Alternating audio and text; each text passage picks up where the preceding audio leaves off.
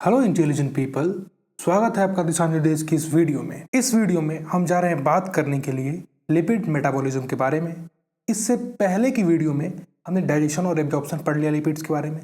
उससे पहले की वीडियो में हमने लिपिड्स क्या होता है, उसका मॉलिक्यूलर स्ट्रक्चर क्या होता है, ये सारी चीज़ हमने पढ़ लिया। अगर आप वो वीडियो नहीं देखे हैं तो कृपया करके एक बार देख ले जा करके, आपको ये सब चीज़ें समझने में आसानी होगी। अगर आपको वो पहले से डाइजेशन और एब्जॉर्प्शन आती है तो फिर कोई बात नहीं, चलिए हम इससे आगे बढ़ते हैं।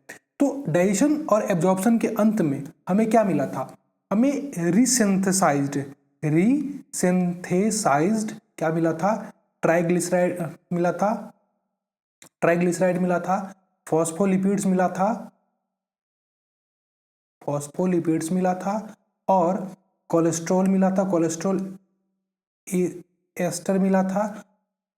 ये सारे चीज काइलोमाइक्रोन्स, इसको एपोलिपोप्रोटीन जो नाम का एक प्रोटीन था उसने इसको घेर के रखा था। चूंकि क्या होता है ना कि ये जो लिपिड्स होते हैं वो हाइड्रोफोबिक नेचर के होते हैं, तो इसको ट्रांसपोर्ट करने के लिए कोई ना कोई हमेशा कैरियर की आवश्यकता होती है। तो कोई ना कोई कैरियर इसको चाहिए ही होता है।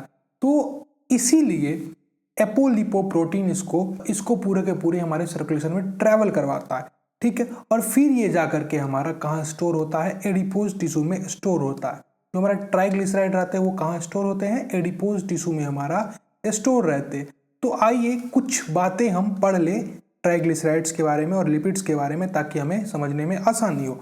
हम ये जानते हैं कि ग्लिसरॉल और 3 फैटी एसिड्स मिलकर हमें ट्राइग्लिसराइड बनाते हैं। एस्टरिफिकेशन रिएक्शंस होता है, इस रिएक्शन में 3H2O बाहर जाते हैं, फिर जाकर के हमें ट्राइग्लिसराइड को देखने के लिए मिलता है। इससे पहले की वीडियो में ये सारी चीजें मैंने पढ़ा दिया है, ठीक है। ट्राइग्लिसराइड स्टोर कहाँ होता है? एडिपोज टिश्यू में हमारा स्टोर होता है। कहाँ स्टोर होता है? एडिपोज टिश्यू में स्टोर होता है। और किस लिए स्टोर होता है? ताकि फ्यूचर में, इन फ्यूचर जब आप फास्टिंग कर रहे हो, वाइल फास्टिंग और starvation fasting is a condition in which you don't take food by on your own.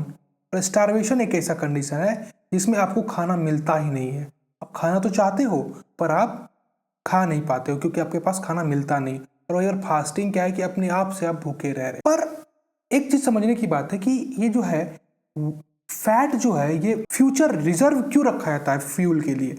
कोई और सब्सटेंस यानी कि कार्बोहाइड्रेट या प्रोटीन क्यों नहीं रखा जाता है? देखिए, कार्बोहाइड्रेट और प्रोटीन भी रखा जाता है ग्लाइकोजन के फॉर्म में, पर ज्यादा मात्रा में नहीं रखा जाता है। क्यों ज्यादा मात्रा में रखा नहीं जाता? देखिए, ट्राइग्लिसराइड्स को रखने का दो मेन रीजन है। पहला रीजन क्या है कि ये highly concentrated form of energy होती है। इसका क्या मतलब है? देखिए, जो 1 ग्राम ऑफ ग्लूकोज जो है वो कितना कैलोरीज देता है? 4 किलो कैलोरीज। और वहीं पर 1 ग्राम ऑफ ट्राइग्लिसराइड्स कितना देता है? 9 किलो कैलोरीज। तो ज्यादा अगर हम इसको स्टोर करके रखेंगे वो फायदा देगा या ये फायदा देगा? जो ट्राइग्लिसराइड हमारा क्या होता है, कम वजन में हमारा ज्यादा एनर्जी को स्टोर कर पाता है। और ये ग्लूकोज जो हमारा ज्यादा वजन लेगा कम एनर्जी को स्टोर करने के लिए, ठीक है। दूसरा क्या रीजन है? The triglycerols are non-polar and hydrophobic in nature। ये हमने समझ लिया कि हाइड्रोफोबिक इन नेचर है। Stored in pure and anhydrous form। anhydrous form का क्या मतलब है? देखिए, जो ट्राइग्लिसराइड्स होती है ना, ट्राइग्लिसराइड्स, इनको स्टोर करने के लिए, स्टोर्ड विदाउट वाटर, इनको स्टोर करने के लिए वाटर की जरूरत नहीं पड़ती है। देखिए, जो हमारा ग्लूकोज है, जो ग्लाइकोजन है, ग्लाइकोजन के फॉर्म में इसको ग्लूकोज को स्टोर करके रखते हैं ना, तो इसको स्टोर करने के लिए हम 1 ग्राम ऑफ ग्लूकोज को अगर स्टोर कर रहे हैं, ग्लाइकोजन को स्टोर कर रहे हैं, तो 2 ग्राम ऑफ वाटर लग रहा है। समझ रहे हो आप बात को? तो अगर आप किसी कागज है, हमारे पास कागज है, कागज के छोटे छोटे टुकड़े हैं, ठीक है, और उसको सूखा करके अगर हम किसी जगह स्टोर कर रहे हैं और दूसरा उसको गीला करके दूसरी जगह स्टोर कर रहे हैं, तो जो दोनों में ज्यादा भारी कौन होगा? ऑफ कोर्स जो गीला वाला है वो ज्यादा भारी होगा। तो वहीं पर ग्लाइकोजन जो है ये हमारा गीला कागज का रूप है। तो इससे क्या होता है, ग्लाइकोजन अगर हम पानी के साथ स्टोर कर रहे हैं, ये तो एक तो ये स्पेस ज्यादा लेगा, दूसरी बात वेट इंक्रीज कर देगा, दोनों चीज कर देगा। तो ग्लाइकोजन को एवोल्यूशन के टर्म, जो एवोल्यूशन हुआ था ह्यूमन का, तो इसीलिए इसको स्टोर प्रिजर्व नहीं कर किया गया फ्यूचर एनर्जी के लिए, इसीलिए हमारा ट्राइग्लिसराइड को स्टोर किया गया एनर्जी फॉर्म के लिए। एनहाइड्रस फॉर्म आप समझ गए, ठीक है। अब देखिए, एक हेल्दी इंडिविजुअल जो होता है, एक 70 किलो का अगर वेट किसी इंसान का है, उस पर 10-11 केजी जो है वो क्या रहता है, फैट रहता है, ठीक है। और ये फैट जो है, इतना फैट हमें 10,000 किलो कैलोरीज देने की क्षमता रखता है, 10,000 किलो कैलोरीज देने की क्षमता रखता है, और इससे हमें इतना एनर्जी मिल सकता है। वहीं पर इतने एनर्जी के लिए अगर हम ग्लाइकोजन जो है इसको स्टोर करके रखेंगे, तो ये 55 टू 60 केजी वेट जो है बढ़ा देगा इंसान का। यानी कि 70 केजी अगर पर्सन का वेट है तो 55 केजी एक्स्ट्रा बढ़ा देगा उसका। और जबकि ये 10-11 केजी ही, देखिए 10-11 केजी ही 10,000 दे रहा है, और यहाँ पे 55 केजी 10,000 किलो कैलोरीज के लिए रखना पड़ेगा। तो क्या आप आसानी से क्या पाएंगे कि ग्लाइकोजन जो है ज्यादा वेट बढ़ा देगा पर्सन का कम एनर्जी के लिए, और वहीं पर जो हमारा फैटी एसिड्स है, जो हमारा ट्राइग्लिसराइड्स है, वो हमारा कम वजन करके ज्यादा एनर्जी देगा। तो इसमें समझने की यही बात है, इसीलिए इवोल्यूशन के समय ऐसा हुआ था। दूसरी बात, जो बियर्स होते हैं, बियर्स जो हाइबरनेशन में जाते हैं, उनमें फैट की मात्रा ज्यादा होती, इंक्रीज फैट होता है उनमें, इसीलिए वो 6-6 महीने तक, 6-6 मंथ तक जो हाइबरनेशन में चले जाते हैं, और 6-6 मंथ तक वो सोए हुए रहते हैं और उनको कोई फर्क नहीं पड़ता है। वहीं पर ह्यूमंस के पास इतना रहता है, ह्यूमंस के पास इतना फैट रहता है कि वो कम से कम 60 टू 90 डेज जो है भूखे रह सकते हैं। अब हम पढ़ते हैं कि और कौन कौन से ट्राइग्लिसराइड हमने पढ़ लिया, और कौन कौन से इंपॉर्टेंट बॉडी लिपिड्स हैं।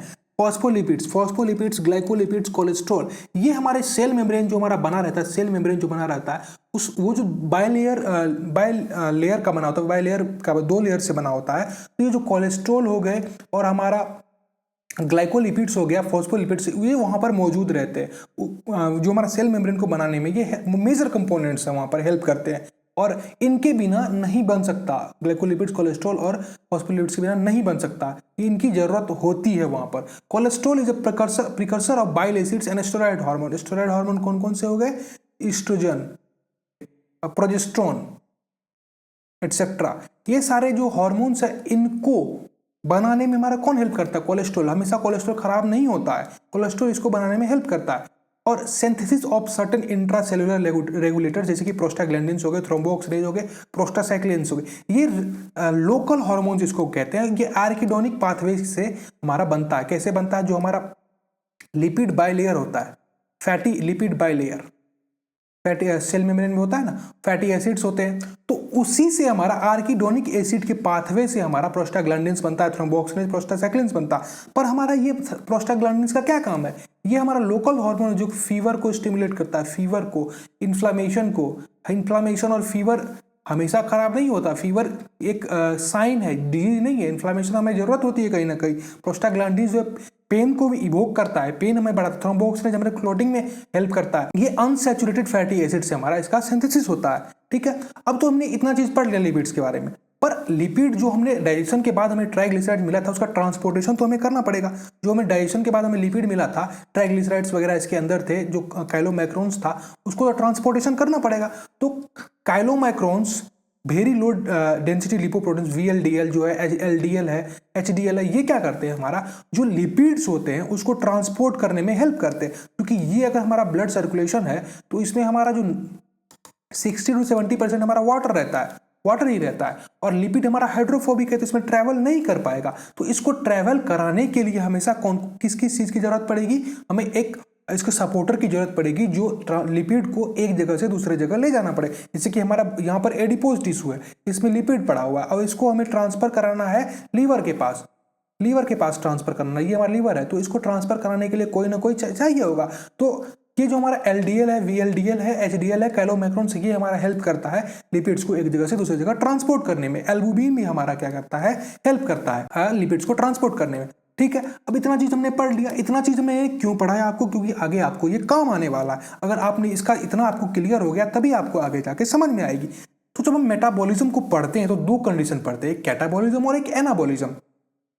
कैटाबॉलिज्म में क्या करते हैं, break down of fats to get energy. Catabolism में हमेशा तोड़ते हैं सब चीजों को, और एनाबॉलिज्म में हम जोड़ते हैं, यानी कि synthesis of triglyceride for energy preservation. यानी कि एनाबॉलिज्म में हम क्या करेंगे, सिंथेसिस करेंगे, और इसमें कैटाबॉलिज्म में क्या करेंगे, ब्रेक डाउन करेंगे। ठीक है, अब देखिए यहां पर आइए, मैंने आपको पहले ही बता दिया था कि हमारा जो बॉडी है वो क्या करता है, एडिपोज टिश्यू में हमारा ट्राइग्लिसराइड्स को स्टोर करके रखता है ताकि फ्यूचर एनर्जी में काम आ सके उसको। देखिए, इन स्टेट ऑफ फास्टिंग और स्टारवेशन, आप जो है फास्ट कर रहे हो, आप भूखे हो बहुत दिनों से, पर आपकी बॉडी को तो एनर्जी चाहिए ना भैया, तो वो एनर्जी कहाँ से आएगा आप बताइए। तो वही जो आपने स्टोर करके रखा है एडिपोज टिश्यू में, उसको ही हम बॉडी के डिफरेंट पार्ट्स तक ले जाएंगे और उसको एनर्जी प्रोवाइड करेंगे। ठीक है, तो जब हम फास्टिंग या स्टारवेशन में रहते हैं, फास्टिंग स्टारवेशन आप समझ गए होंगे, तो ग्लूकोज की मात्रा हमारे बॉडी में लो रहती है, ब्लड में लो रहती है। तो जब ग्लूकोज की मात्रा लो है तो इंसुलिन की मात्रा भी लो रहेगी। जब ग्लूकोज की मात्रा बढ़ती है तभी तो इंसुलिन की मात्रा बढ़ती है ना। जब ग्लूकोज हमारा लो है तो इंसुलिन भी लो रहेगा। वहीं पर जब इंसुलिन की मात्रा लो होती है तो ग्लूकागोन बढ़ जाता है, और ग्लूकागोन जब बढ़ जाता है, ग्लूकोज कम होता है, सिंपैथेटिक नर्वस सिस्टम हमारा एक्टिवेट होता है और एपिनेफ्रिन को हमारा ब्लड में रिलीज करता है। अब देखिए हमारे पास दो चीज हो गई, एक तो इंक्रीज अमाउंट ग्लूकागोन हो गया और एपिनेफ्रिन हो गई। ये हमारा मान के चलिए, ये हमारा क्या है, ग्लूकागोन है, और ये हमारा क्या है, एपिनेफ्रिन है। अब इन दोनों के रिसेप्टर्स होते हैं एडिपोज टिश्यू पे, एडिपोसाइट्स जिसको बोलते हैं, सेल्स, एडिपोसाइट्स एक सेल है। ठीक है, इसके रिसेप्टर होंगे सेल्स पे। अभी इसको ग्लूकागोन को हटाइए, अभी हम एपिनेफ्रिन के बारे में पढ़ते हैं। दोनों का हालांकि सेम ही फंक्शंस हैं, पर हम एपिनेफ्रिन को लेके चलते हैं। तो इसका रिसेप्टर यहाँ पर है, तो ये यहाँ पर बाइंड हो जाएगा। तो जब ही एपिनेफ्रिन बाइंड होता है तो क्या होता है, 7 पाथवे रिसेप्टर्स होता है। ठीक है, 7 पाथ रिसेप्टर जो कि जी प्रोटीन से क्या होता है, बाइंडेड होता है यहाँ पर। तो रिसेप्टर जब बाइंड हुआ तो एक्स्ट्रा सेलुलर पे बाइंड हुआ, इंट्रा सेलुलर पे ये क्या करेगा, जी प्रोटीन जो कपल्ड रिसेप्टर से ये क्या करेगा, इसको सिग्नलिंग करेगा अंदर में कि भैया यहाँ पर रिसेप्टर आ गया, अपना काम तुम शुरू करो। ठीक है, तो ये क्या करेगा, एपिनेफ्रिन और जो इसका रिसेप्टर्स है वो काम किया, तो जी प्रोटीन जो है एक्टिवेट करेगा एडिनाइलेट साइक्लेज को। एडिनाइलेट साइक्लेज क्या होता है, एक एंजाइम है, एडिनाइलेट साइक्लेज एक एंजाइम है, इसको एक्टिवेट करेगा। और ये एंजाइम क्या करेगा भैया, ये एंजाइम क्या करेगा, एटीपी को सीएएमपी में कन्वर्ट कर देगा। ये क्या करेगा, एटीपी को सीएएमपी में कन्वर्ट कर देगा। और ये सीएएमपी क्या करेगा, अब देखिए ये एडिनल साइक्लेज क्या किया, एटीपी को किस चीज में कन्वर्ट किया, सीएएमपी में कन्वर्ट किया, सीएएमपी में कन्वर्ट किया।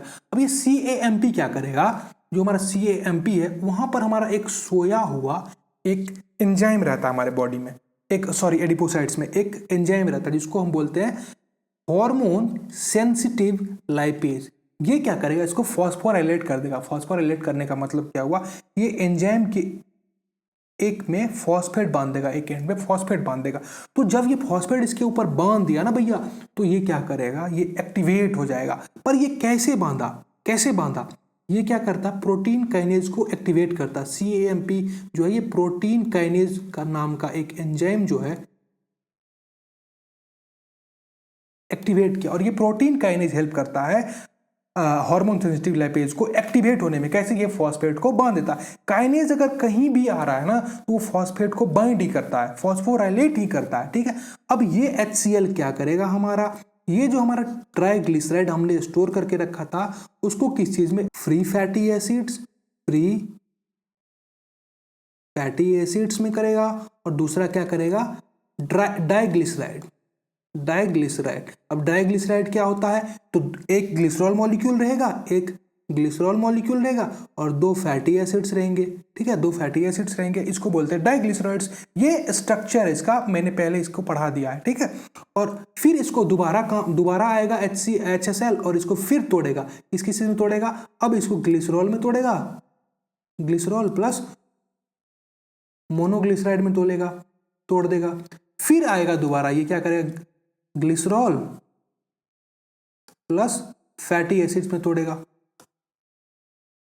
सॉरी, यहां पर जो है ग्लिसरॉल में नहीं, यहां पर फ्री फैटी एसिड्स और मोनोग्लिसराइड में तोड़ेगा। फ्री फैटी एसिड में तोड़ेगा FFA और मोनोग्लिसराइड में, फिर ग्लिसरॉल और फैटी एसिड में तोड़ेगा। तो हमारे पास अब कौन कौन सी चीजें हो गई, एक तो हमारे पास भैया हो गया, एक हमारे पास हो गया ग्लिसरॉल और दूसरा हमारे पास क्या हो गया, फ्री फैटी एसिड्स। ठीक है, दो हमारे पास दोनों चीज हो गए। अब इसका क्या करना है, देखिए अब इस जो प्रोसेस को हमने पढ़ा है ना, ये जो क्या किया हमने, ट्राइग्लिसराइड्स को फ्री फैटी एसिड्स को तोड़ा, इसको हम कह सकते हैं लिपोलाइसिस कह सकते हैं भैया। तो एक कंडीशन, एक वो पढ़ लिया हमने मेटाबॉलिज्म का एक प्रोसेस लिपोलाइसिस, और लिपोलाइसिस कैसे होता है ये आप समझ गए होंगे। ठीक है, पहले हम पढ़ लेते हैं ग्लिसरॉल के बारे में और फिर पढ़ेंगे फैटी एसिड्स के बारे में। देखिए अब ये ग्लिसरॉल और फैटी एसिड्स, ग्लिसरॉल को हम मुख्यतः कैसे डिनोट करते हैं, ऐसे डिनोट करते हैं, ग्लिसरॉल हो गया, और फ्री फैटी एसिड ऐसे इस प्रकार से फ्री फैटी एसिड्स हो गया। ठीक है, ये ग्लिसरॉल मॉलिक्यूल हमारा यहाँ से डिफ्यूज हो जाए, डिफ्यूज मतलब higher concentration to lower concentration. चूंकि ये लिपिड है तो लिपिड को जाने आने में कोई दिक्कत नहीं होती, क्योंकि हमारा सेल में लिपिड से ही बना होता है, तो ये डायरेक्टली डिफ्यूज कर गया हमारा ब्लड में। अब ब्लड में ये तो जा नहीं सकता, तो इसके चारों ओर क्या बन जाएगा हमारा अल्बुमिन। अल्बुमिन क्या करेगा, इसको ट्रांसपोर्ट करने में हेल्प करेगा। ये इसको घेर लिया अल्बुमिन, अब इसको ट्रांसपोर्ट करेगा। चूंकि देखिए जो हमारा एडिपोसाइट्स होते हैं उसके पास वो एंजाइम नहीं है जो ग्लिसरॉल को GA3P में कन्वर्ट करे, ग्लिसरॉल एल्डिहाइड 3 फॉस्फेट में कन्वर्ट करे। ठीक है, और जब तक ये कन्वर्ट नहीं होगा तब तक ये काम नहीं करेगा। और जो हमारा फ्री फैटी एसिड्स होते हैं, फ्री फैटी एसिड्स, इसको और ग्लिसरॉल एल्डिहाइड 3 फॉस्फेट्स को हमें लीवर में भेजना है। ठीक है, लीवर ही इसका सब काम करेगा। तो यहां से ये क्या करेगा, अल्बुमिन के साथ बाइंड किया और लीवर में चला जाएगा। तो हमारे पास दो सब्सटेंस कौन कौन से थे, एक तो ग्लिसरॉल था, पहले हम ग्लिसरॉल के बारे में पढ़ेंगे। तो ये ग्लिसरॉल आप देखिए, इस ग्लिसरॉल को GA3P में हम चेंज कर सकते हैं, और ये कौन से एंजाइम के द्वारा कर सकते हैं, ग्लिसरॉल काइनेज के द्वारा। ग्लिसरॉल काइनेज के द्वारा हम इसको चेंज करते हैं GA3P में। अब GA3P क्या कर सकता है, देखिए GA3P क्या कर सकता है, तो ग्लिसरॉल एल्डिहाइड 3 फॉस्फेट जो है हमारा, ये क्या कर सकता है, ये या तो ऊपर की तरफ जाकर ग्लिसरॉल एल्डिहाइड 3 फॉस्फेट जो हमारा, या तो ये ऊपर की तरफ जाएगा और क्या करेगा, ग्लूकोज का फॉर्मेशन करेगा। और इस प्रोसेस को हम क्या बोलेंगे भैया, इस प्रोसेस को हम क्या बोलेंगे, ग्लूकोनियोजेनेसिस बोलेंगे, ग्लूकोनियोजेनेसिस। क्योंकि ग्लूकोनियोजेनेसिस क्या होता है, जब हम ग्लूकोज के अलावा किसी अन्य मॉलिक्यूल से ग्लाइकोजन को फॉर्मेशन करते हैं, स्टोर करते हैं, हम ग्लूकोज बनाकर ग्लाइकोजन के फॉर्म में स्टोर करते हैं, उसको हम बोलते हैं ग्लूकोनियोजेनेसिस। तो हमने दूसरा पढ़ लिया मेटाबॉलिज्म का प्रोसेस। ठीक है, तीसरा ये क्या कर सकता है, जो हमारा ग्लिसरॉल था, इसको ग्लिसरॉल एल्डिहाइड 3 फॉस्फेट में कन्वर्ट करके उसको ग्लाइकोलाइसिस पाथवे में आगे की तरफ बढ़ा दिया सकता है, जिसमें ये पायरुवेट में चेंज होगा, और इससे इवेंचुअली हमें क्या मिलेगा, एनर्जी मिलेगा। तो दो काम इसका हो गया भैया, बिल्कुल हो गया। ग्लिसरॉल एल्डिहाइड फिर से हमारा ग्लिसरॉल एल्डिहाइड से हमारा 1,3-BPG बनेगा, फिर 3PG, फिर 2PG, फिर फॉस्फोइनोल पायरुवेट, फिर पायरुवेट बनेगा। इस के दौरान क्या होता है ना कि हमें एनर्जी मिलती है। ठीक है, और ये जो हमारा ग्लिसरॉल एल्डिहाइड 3 फॉस्फेट है, ग्लिसरॉल को ग्लिसरॉल एल्डिहाइड 3 फॉस्फेट में जो हमने कन्वर्ट किया है, वो एंजाइम जो ग्लिसरॉल काइनेज है वो हमारे एडिपोसाइट्स के पास नहीं था, तो ग्लिसरॉल को हमें वहां से आना पड़ा हेपेटोसाइट्स में, मतलब लीवर्स के एक सेल में आना पड़ा, लीवर में आना पड़ा। ठीक है, दूसरा हमारे पास क्या रह गया, फैटी एसिड। फैटी एसिड्स क्या होता है, 90% फैटी एसिड्स का ऑक्सीडेशन होता है। किस पाथवे के द्वारा, बीटा ऑक्सीडेशन पाथवे के द्वारा। इसमें क्या होता है ना, बीटा ऑक्सीडेशन पाथवे में जो हमारा फैटी एसिड होता है, इसको हम 2 कार्बन मॉलिक्यूल एसिटाइल OA में ये बहुत बड़ा पाथवे है, इसको पढ़ना पड़ेगा। ये हमारा तीसरा या चौथा जो भी होगा, एसिटाइल OA में कन्वर्ट किया, और इस दौरान हमने क्या किया, एनर्जी मिला। तो ये भी एक मेटाबॉलिक पाथवे है। ठीक है, तो ये हमने पढ़ लिया फैटी एसिड्स को किस प्रकार से यूटिलाइज करना है। 90% एनर्जी जो है हमारा किस चीज से आता है, ऑक्सीडेशन ऑफ फैटी एसिड से ही आता है, in the condition of fasting और स्टारवेशन। ये आप समझ, हाँ, और जो फैटी एसिड्स है एसिटाइल को ए में कुछ सेल्स में कन्वर्ट नहीं हो पाते हैं। उसमें क्या होता है कि उनमें माइटोकॉन्ड्रिया नहीं होता, जैसे कि हमारा रेड ब्लड सेल उसमें माइटोकॉन्ड्रिया नहीं होता, तो बीटा ऑक्सीडेशन प्रोसेस उसमें नहीं होता। दूसरा बात, जो ब्रेन होता है ना, ब्रेन में फैटी एसिड्स को यूटिलाइज नहीं कर पाते, ब्रेन फैटी एसिड्स को यूटिलाइज नहीं कर पाते। ठीक है, दूसरी बात ये हो गई। ठीक है, अब देखिए ये एसिटाइल को ए जो हमारे पास, हमने क्या किया, बीटा फैटी एसिड्स को हमने एसिटाइल को ए में कन्वर्ट किया। अब ये एसिटाइल को ए जो है भैया हमारा बहुत ही इंपॉर्टेंट चीज है, क्योंकि इस एसिटाइल को ए से ना बहुत चीज बना सकते हैं। पहला क्या बना सकते हैं हम, तो इसका तो बीटा ऑक्सीडेशन कर सकते हैं और इसका एनर्जी बना सकते हैं। दूसरा क्या कर सकते हैं, इससे कोलेस्ट्रॉल को सिंथेसिस कर सकते हैं, कोलेस्ट्रॉल सिंथेसिस कर सकते हैं। ये भी एक मेटाबॉलिक पाथवे हो गया, कोलेस्ट्रॉल सिंथेसिस कर सकते हैं। कोलेस्ट्रॉल क्यों जरूरी है, हमने पढ़ा है बाइल सैच के सिंथेसिस के लिए हमें कोलेस्ट्रॉल की जरूरत होती है। और हमारा सर्टेन हार्मोन जैसे कोलेस्ट्रॉल हार्मोन जैसे एस्ट्रोजन, प्रोजेस्टेरोन, जो कि फीमेल रिप्रोडक्टिव सिस्टम के लिए बहुत ही इंपॉर्टेंट हार्मोन है, इसकी जरूरत होती ही है। तो कोलेस्ट्रॉल कितना इंपॉर्टेंट है ये आप देख सकते हैं। दूसरा हमने क्या करेंगे, एसिटाइल को इससे हम क्या बना सकते हैं भैया, इससे हम ट्राइग्लिसराइड का भी सिंथेसिस कर सकते हैं। तो ट्राइग्लिसराइड सिंथेसिस हुआ, इसको हम पांचवा मेटाबॉलिक पाथवे बोलते हैं। एसिटाइल को ए से जब हम ट्राइग्लिसराइड बनाते हैं तो उसको ट्राइग्लिसराइड सिंथेसिस बोलते हैं।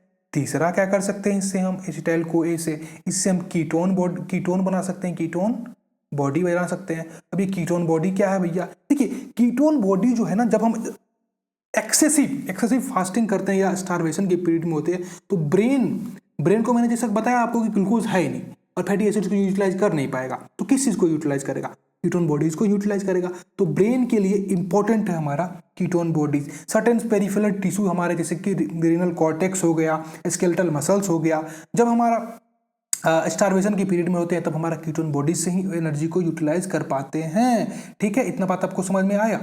और जब ग्लूकोज की मात्रा बहुत ज़्यादा कम मात्रा में रहती है और या तो यूटिलाइज नहीं कर पाता हमारा बॉडी, जैसे कि डायबिटीज मेलाइटस, इसमें ग्लूकोज को हम यूटिलाइज नहीं कर पाते हैं, तो इस कंडीशन में हमारा कौन हेल्प करता है, कीटोन बॉडीज ही हमारे बॉडी को एनर्जी देता है। और इन कंडीशन में 50 to 70% जो हमारा कौन देता है एनर्जी, हमारा कीटोन बॉडीज ही देता है। कीटोन बॉडीज कितना इंपॉर्टेंट है आप देख ही सकते हैं। कीटोजेनेसिस, तो इस प्रोसेस को हम क्या बोलेंगे, एसिटाइल को ऐसे जब हम बनाएंगे तो उसको क्या बोलेंगे, कीटोजेनेसिस। ये भी हमारा एक मेटाबॉलिक पाथवे हो गया ऑफ कोर्स।